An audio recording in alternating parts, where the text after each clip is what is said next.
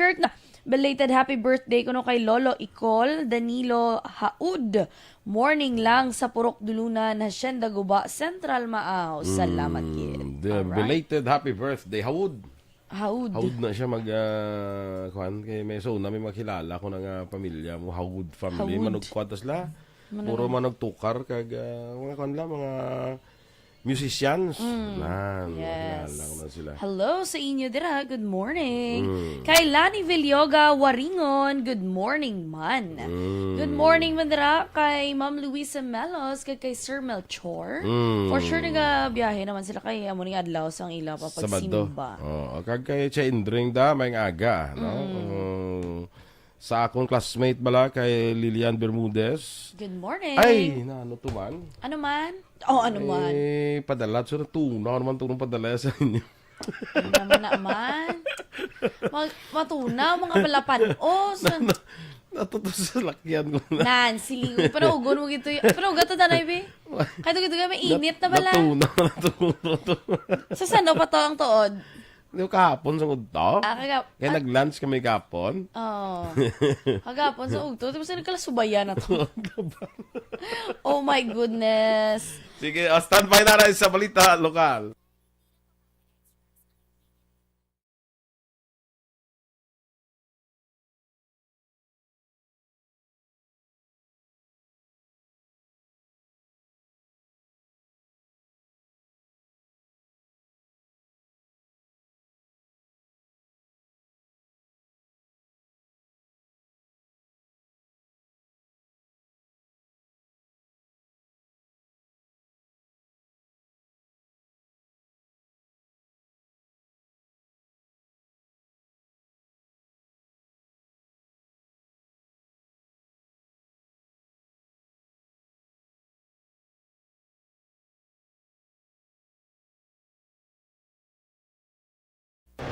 Aksyon! Balitang Bayan, Numero 1.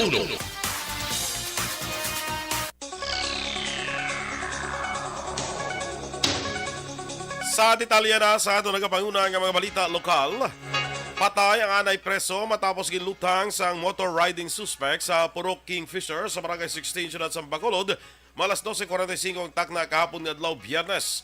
Ang napatay ginkilala sa kay Mark Christian Jan Lucenio, 31 anyos, kag residente sa Purok Malipayon, Barangay 35 sa Siyudad sa Bacolod. Sunod kay Police Lieutenant Francis D. Pasukat, Deputy Chief of Police ng Police Station 1, nagwa sa investigasyon nga ginapalapitan sang suspetsado ang biktima kag nag-istoryahanay apang gulpi na lamang ginlutang sa ulo sang isa ka bes. Sang gin-review ang CCTV footage nga nakuha, isahanon lamang ang suspetsado nga sakay sa Honda Click nga motorsiklo, mabukod ang lawas, nakasuksok sang gray nga jacket, may helmet ka naka-face mask. Personal nga pagdumot, illegal nga bulaton sang napatay kag illegal nga droga, ang mga anggulo karon nga natutukan sang kapulisan angot sa sini nga insidente. Ginkumpirmar ni Police Lieutenant Francis De Pasukat, Deputy Chief of Police ng Police Station 1 nga may kaso nga robbery, illegal gambling kag ginakonsiderar nga notorious nga kawatan ng biktima sa pagpangluthang sa Barangay 16 Siyudad sa Bacolod. Sunod kay De Pasukat, ginausisa pa sa impormasyon kung yara sa drug watch list sa Police Station 1 si Mark Christian Jan Lucenio. Sa piyag nga bahay ni ako ni Angela Lucenio Iloy sang napatay nga nagagamit sang drogang iya bata, apang ginpanginwala ang alegasyon nga nagabaligya. Nasapuan na lang ang patay ay saman ka e-bike driver sa Block 9, Sharina Heights sa Purok Riverside sa Barangay Takuling. Mga 6 ang takna kagabi Biyernes. Ang ining nasapuan gikilala kay Sunny Boy Bugaay, 53 anyos, kag tumandok sang Barangay Agisan, siyudad sang Himamaylan. Sunod kay Police Lieutenant Jack Santillan, ang biktima ang wala sang permanente nga balay, kada gaista na ini sa isa ka hayub-hayub. Palayag pa ni Santillan nga suno sa manakakita kahapon nga ang biktima ang nakabatyag na sang sakit sa lawas mga launa pa lang sang hapon. Ang ining bangkaya ang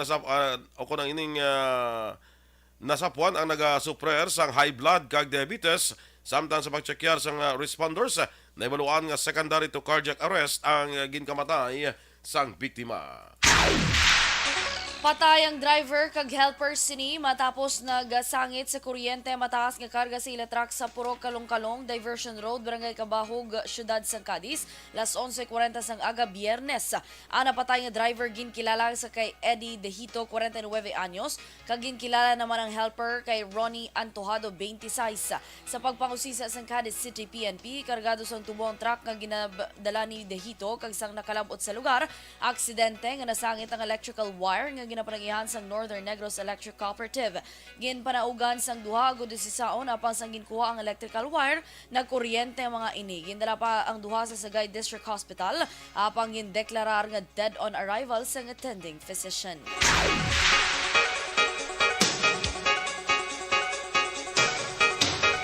Ginkumpirmar ni Police Major Jory Puerto, ang hepe sa Police Station 9 o Police Station 8, nga nahilway temporaryo si Ulysses Karampatana.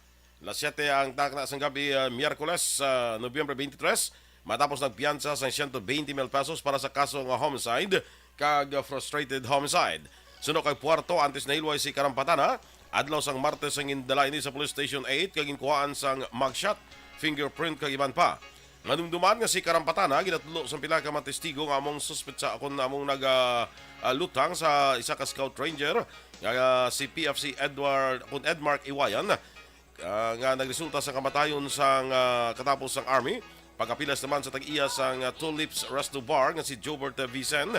Sa din ang insidente natabo pasado launa sang kagahon sa Nobyembre 16 sa sulod sang Tulips Resto Bar sa Lacson Extension Purok Hollow Blocks sa Barangay Singkang Airport. Napabayaan nga linuto ang ginalantaw nga rason sa Bureau of Fire Protection sa nagluntad nga sunog sa Purok Kitahanon, Barangay Banago, Syudad sa Bacolod, Huwebes ang gabi, Nobyembre 24. Sunog kay Bacolod City Fire Marshal Chief Inspector Rodel Legaspi. Sa inisyal nga investigasyon, nag-umpisang kalayo sa balay ni Jerry Villamor nga nagaluto gamit ang kahoy kag ginaligar iya ini napabayaan rason nga nagdako ang kalayo, nasunog ang iya balay kag naglaton sa mga katupad sini. Sunog pa kay Legaspi himo sa light material sa mga balay, rason nga madasi nga paglaptas ang kalayo. Sa records ng BFP, siyam ang totally damaged kag apat ang partially damaged nga mga balay nga naglabot sa 75,000 pesos nga balor sang kahalitan. Ginpanugyan naman ni Legaspi sa pumuluyo nga hindi magkalipat nga siguraduhon ang safety kon magluto. Padayon naman ang combat operations ang 302nd Infantry Brigade sa Philippine Army matapos ginluthang ang duha ka makatapos ang 47th Infantry Battalion sa sitio Cambugiot, Barangay Kamindangan, Siyudad sa Sipalay sa tungudto sa Nobyembre 24. Sunod kay Colonel Leo Peña, tagpamuno sa 302nd Infantry Brigade, ilay mo unang tanan para mahatag ang hustisya sa kamatayon na nanday Sergeant Reggie Glendro, nga taga probinsya sang Capiz, kag sa Staff Sergeant Ken Camillian, nga taga siyudad naman sang Kabangkalan. Dugang pa, base sa inisyal nila nga investigasyon sa buligman sa Sipalay PNP, 4 persona nga napatihan miyembro sa Communist Terrorist Group ang nagpatay sa ila ni Glendro kag Camillian nga magapatigan kung tani isang coordination para sa local peace engagement sa lugar. Nagapati si Peña nga may mga naghatag man sa informasyon sa mga rebelde angon sa duwa rason nga gilayon nakakilala kag ginpatay. Pahayag pa ni Peña nga base sa ilang assessment, mahuyang na ang ilang puwersa kag nagadutay ng ilang miyembro, rason nga nagapati sila nga makilala ang mga suspetsado kag mahatag ang hustisya. Sa katapusan nga balita lokal, nakuha naman ang masobra 100,000 pesos nga balor sa ginasuspetsuhan Shabu sa isa ka Iloy kag duha siri ka kabataan sa drug buy-bust operation sa Bacolod City Police Station 2 sa Purok Sigay, Barangay 2, Syudad sang Bacolod. Ang nagkaladagpan ang musanday Memar Jopeta, 53, Wawi Jopeta, 27 anyos kag Wendell Jopeta, 27 anyos, lunsay residente sang nasambit nga lugar. Sunog kay Police Captain Paul Vincent Pendon, hepe sang Bacolod City Police Station 2, si Memar ang napriso sang tuig 2012 kag nakagawa sa 2018 apang nagbalik naman liwat sa pagbaligya sang iligal nga droga. Nagkuha sa mga nagkaladagpan ang 14 ka sachet sa ginasuspetson Shabu, may kabugaton nga 20 gramos balor 130,000 pesos. Sa karon ang tatlo ang priso sa custodial facilities ang Police Station number 2. Aksyon Radio Philippines Standard Time, las 6:12. Big time rollback sa produkto sa petrolyo, ginapaabot ipatuman sa masunod nga semana. Samtang total ban sa operasyon sa Pogo, posible irekomendar sang Senado. Ang detalye sa aton mga balita national sa magbalik sang aksyon, Balitang Bayan, Numero 1. Pag champion ang ginamit mo, may pagkakataon kang maging milyonaryo.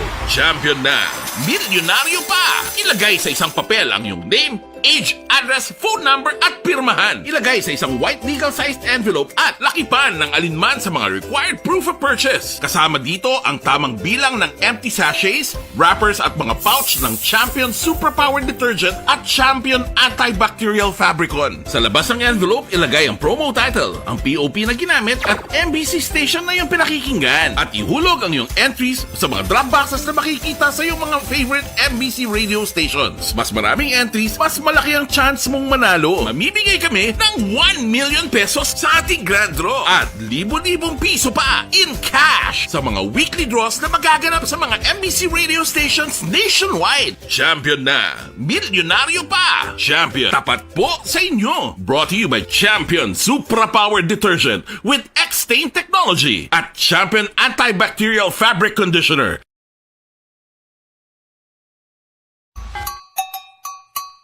Puwerte nga ability! Kasaysayan nga gipadala sang atong mga tagpalamati sa matag adlaw nga pagpangasong sa mga Okay, dira sa kay Russell Gomez. Good morning dira sa imo. Si Ma'am Vanessa Mayo. Good Sending morning. hugs kuno hambal ni Ma'am Van. Yes, good morning, Ma'am Van. Good morning, Ma'am. Kay Dr. Matt Doc Mayo. Matt Mayo. Advance Merry Christmas. Very advanced. Hindi video. Kay 29 Apoy, days na lang. True. Pwede 29 days na lang to go before Christmas. Yes. Kahapon, belated happy birthday sa ihada ko sa Japan la. Kay Tess Murayama. At Hanshobi Omedeto. Muna? Yes. Happy birthday. Na-invite siya ko kahapon Sa Japan? Hindi Ah, Tandi sa Japan. Hindi ko galing kami kantuan mo ko nga birthday. Kaya birthday ba kahapon ni Dainuri ka? Yes. Hindi ko may kantuan. Kung tapos mo na karon ritso ka lang to sa mayari di sabay nga daw. Ang gani ng... Sigurita. Ano naman? Ano? Anong sigurita? Ano man? Daw basta may aras daw. Inumda na kapit. Tisiling ko, sige lang, tanawon ko kung if I can make it. Bro, do walang-alang. Pero anyway, belated happy birthday, ano? Huwag yung sabi ka puli, di mo. Sige lang. Kay Tess Murayama sa Japan. Yada, belated happy birthday da, ano? Lalain Grace Ibarra, morning sa imo Grace. Classmate. Classmate ko man Edwin Escopel. Yes. Si classmate ko Edwin Escopel. Mo nato pa sa Kabuyaw, sa Laguna. Arap ko guro. Si Romela, Teacher Romela Ilustre Arevalo, birthday gali ni Excelfe. Nga may Novi Duran niya. Ang din sa ano ning Action Boy Novi Duran. Anong movie na ano 21st birthday sa ila unika iha si Excel Faye Arevalo. Kasi may panyaga to karon. Tiway mo siya pang-invite. Ako na. Happy birthday, Excel Faye Arevalo. Yes, happy birthday to you. Nalibog ulo ko sa Novi. Anong Yan, Action Boy, Novi Duran. Teacher Romela. Mas imo ka. Pangalanan. Dugangan niya pangalan. May Renato, Boy Novi Duran. Naman. Sige. Kay Faustino Capillo Navarro Jr., good morning, man. Sige, kada. John Rodolph Kadagat Garcia, good morning. Tamyaw sa pakaisan niya sa Barangay Pahilang, Hinigaran. Kay Jency kag Regine, kag kay Ma'am Annalyn Torsar Gikana. Kapamatay perme, basta radio, Aksyon. Yes, Radyo. good morning. Kagkapon to bala sa may Central Market. Gani. Sino to gani? Si Mrs. Elban Buena. Elban Buena. Kag si Ma'am Escamilla. Lipat ko. Escamilla, ito ba lang? Ang taga Central Market. Pero ang isa, taga Barangay 35, I think. Ang isa, taga Barangay Banago. Lukalipay ito kang katuan sa ni Yanisin. Oo. Perti ito gali ka, kuhan ka, tunog sa mga radyo to nila Yes. sa Central Market. True. Napindutan lang ngalan kamiga ko Ay, man. Ate, ara na si Teacher Romela. Sabi ko ginaw. Napindutan lang na ngalan kamiga ko. Kadto sa bantayan, ma-dinner ta aduwa ka mo 6:30. Ay, masungod si Action Dorel. Kung Kamong duha lang man kami. Sige na lang kay si Aksyon Dore. Ginaulikid. Gidara mo siya. Grabe ba? Damay da. Hindi naman pwede mo yan. Si Andol. Package kami, B. Makon gina siya, maamag gina siya. Basta sa mga invite gani sa amon, package kami na. Basta Package niya. invite niyo si Action Boy, pati kami ni Action Dore. Dala na da. yeah, Good morning, Miss Mafe. Good morning. Ano man? Dapat Good morning, i-package. Harold. Oo, kagabi. Ganun, bara ka to? Oo. Ikaw kita. Pirte ang inyong performance gabi Oh, very on the spot dito yati. Pinirde nyo pa itong mga 18 years old. Gani, no? Doon mga 19 lang kami mo. Bongga. Sige lang bala. Walang kamatayang kismi-kismi. Hay, nako. Anyway, sadya to gabi sa debut ni Kwan Debut. Debut ni... Debut, mangina magana. debut magina siya. Tinang pulos asang timan. Ambot na ngayon mo tama na ti, Ano? Tani ti, E-B-Y, uno yan. Gani. Debut. I-O or I-O. Y-O. Pero ilunggo. Gisa Y-O. Debut. Mala, hindi Y-U. Hindi ba? Ano naman? Si kay Miss Josephine Lacson dira sa may New York, kag Mr. Rodolfo Lacson. Ano ning dalawang Happy birthday ko no sa Hinablos, Mila Palo, Dalumpines siguro no. May greetings sa baba. Yes. Okay, kung makita. Happy birthday sa Hinablos ni Ma'am Josephine Lacson. Happy birthday to you. Perfect. Okay, sige. Happy birthday kay Dalumpines na. Sakto gid. Si Cielo, si Cielo. Oy, nagpuli siya guro. Birthday ni Exilfin. Manakop to sa syempre kay yaw-yawon sa karon, hindi naman ako papato karon. May nang kuyaw kaya kung di ka mapakdulan. May patutin guro ay. Ay, oo, si Action Dorlin karon mariaki na. Kalain. Doon ang pilitan ka mala, okay lang. Charot. Yan, bitahalan sa kay mariak na sa kanon. Kasama, sinyo ka tatlo. Kay Sir Ray Flores Barrioga, beautiful banks, wala ka na nakita. Baka gabi, rabi na stress, ginpatulog na dami. Ginpatulog ka na yung banks. Oo. Kay Virgil Legaspi Coloso, good morning Mandira. Kag Yada ko da Kashmir. Coloso later kung ano na siya sa after January 8. Sige. Standby na sa atong mga balita national.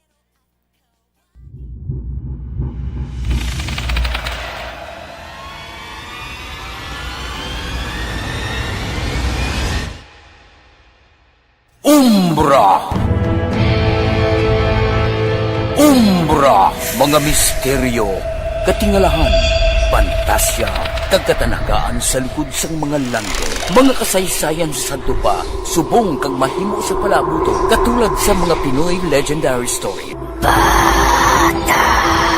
Aswang, manananggal, abaranhig, tiktik, tayho, kamang-kama, kag mga duwende, Maria Makining kag bruha sa kuweba, magkapala nindog balahibo kag makahaladlo, makasilig ni nga mga kasaysayan katulad sang ginsudlan sang malain nga espiritu kag demonyo, undinado, reincarnation, kag iban pa nga mga kasaysayan nga makapanganga samtang amat-amat nga tukibon ang mga ginsuguran tubtub sa katapusan.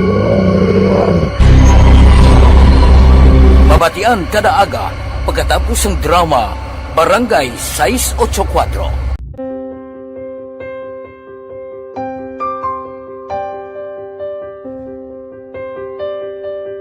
Sa mga students nga ng mga blessed bala nga may complete ang parents, may mga gadgets, tapos na complete ang ilang lang mahatag ang gusto nila nang hindi na ako magsigi complain bali instead na mag-complain bali pasalamatan na lang kay blessings na nang demonyo ang mga iba yung mga bata man niya mas need na pero kamo lang blessed kamo kami amo kamo na ang ginhatag sang ni God.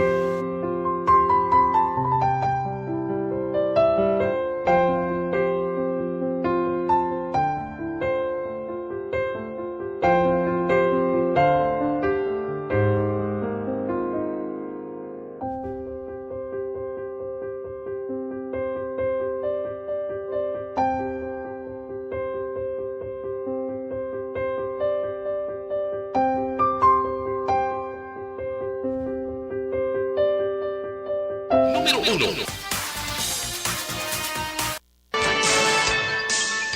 Aksyon Radio Philippine Standard Time, las 6:22 sa detalye na sang mga balita nasyonal. Ginapaabot nga magapatuman sang big time rollback ang mga kompanya sang langis sa masunod nga semana. Sa oil trading sa nakaligid nga 4 kadlaw, ginapaabot nga maganubo sang 3.70 tubtub 3.90 ang kada litro sang diesel. Ang presyo naman sang gasolina mahimo naman magnubo sang 1.10 tubtub 1.30 kada litro. Ginkumpirma naman ni Department of Energy Oil Industry Management Bureau Assistant Director Rodela Romero ang ginapaabot nga rollback sa petrolyo sa masunod nga semana. Nagapabilin nga rason sila paabot nga rollback among limitasyon sa movement sang tao sa mainland China tungod sa nagasaka nga kaso sa COVID-19, ang mataas nga inventory sang crudo sa US kag ang ginapatuman nga price cap sa crudo gikan sa Russia. Dar sang Senado ang total ban sa operasyon sa Philippine Offshore Gaming Operator.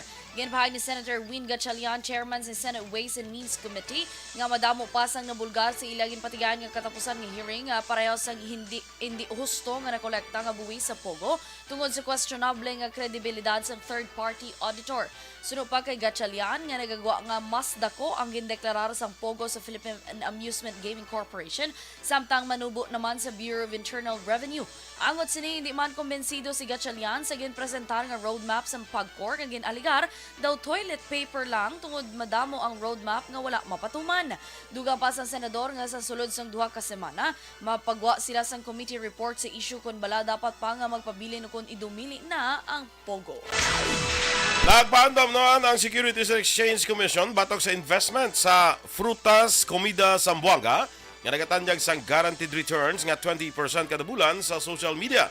Sa isa ka advisory na pitsa Nobyembre 24, gina-question sang SEC ang investment solicitation activities sang frutas sa komida matapos nga hindi inirestrado sa komisyon kag wala man sang corresponding order sang registration sang securities and kag certificate of permit para magtanyag kag magbaligya.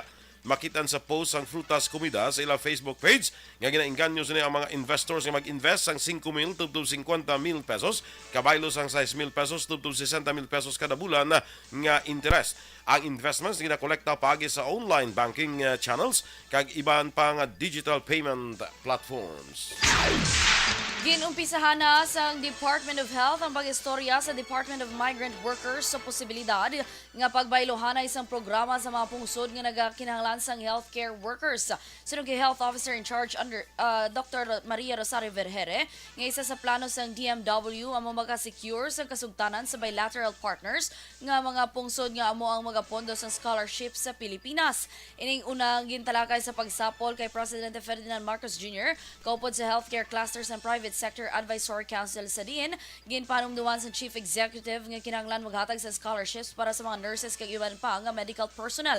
Patag ni Vergere, ginaduso nga maghatag ang Pilipinas ang kinahanglanon nga healthcare workers sa bilateral partner nga pungsod kag ang kabaylo among scholarship programs para sa mga healthcare workers diri sa Pilipinas. Magatiner naman sang duha ka tuig sa pungsod ang mga naggraduar sa scholarship program antes i-deploy sa abroad.